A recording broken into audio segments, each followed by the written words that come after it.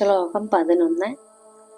അഗ്നിവാസരവളർക്ഷപക്ഷഗൈഃ ഉത്തരായണജുഷാ ച ദൈവതൈഃ പ്രാപിതോ രവിപദം ഭവത്പരോ മോദവാൻ ധ്രുവപദാന്തമീയതേ. ശ്ലോകം 11 അർത്ഥം നോക്കാം.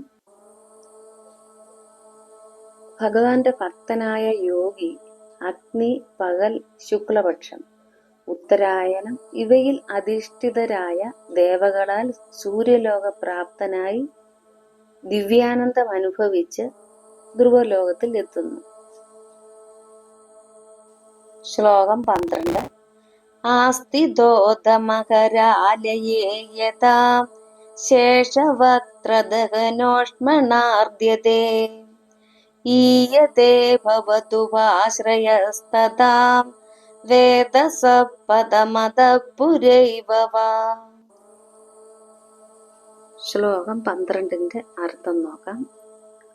ധ്രുവലോകം പ്രാപിച്ചതിന് ശേഷം മഹർലോകത്തെത്തി സുഖിച്ചു കഴിയുന്ന ഭക്തർ എപ്പോഴാണോ അനന്തന്റെ മുഖത്തു നിന്നും പുറപ്പെടുന്ന അഗ്നിയുടെ ചൂടിനാൽ പീഡിപ്പിക്കപ്പെടുന്നത്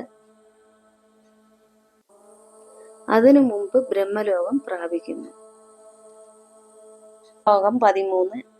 തത്ര വാ തവ പദേ തവ വസൻ പ്രാകൃത പ്രളയേതി മുക്തതാം സ്വേച്ഛയാ ഖലു പുരാ വിമുച്യതേ സംവിഭിദ്യ ജഗദണ്ഡമോജസാ.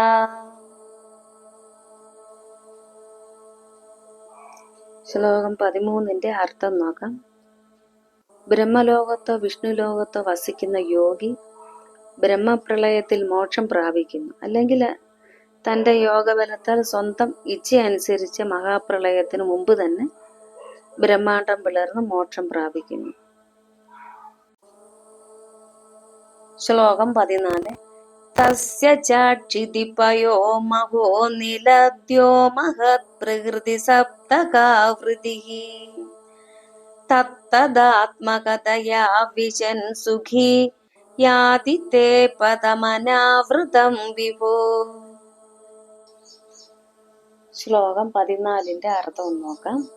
സർവവ്യാപിയായ ഭഗവാനെ, ആ ബ്രഹ്മാണ്ടത്തിന്റെ ഭൂമി, ജലം, അഗ്നി, വായു, ആകാശം, മഹത്തത്വം, മായ എന്നീ 7 ആവരണങ്ങളെയും യോഗി അതതിന്റെ സ്വരൂപത്തിൽ പ്രവേശിച്ച് പരമാനന്ദം അനുഭവിച്ചുകൊണ്ട് ഒരാവരണവുമില്ലാതെ ബ്രഹ്മപദത്തെ പ്രാപിക്കുന്നു.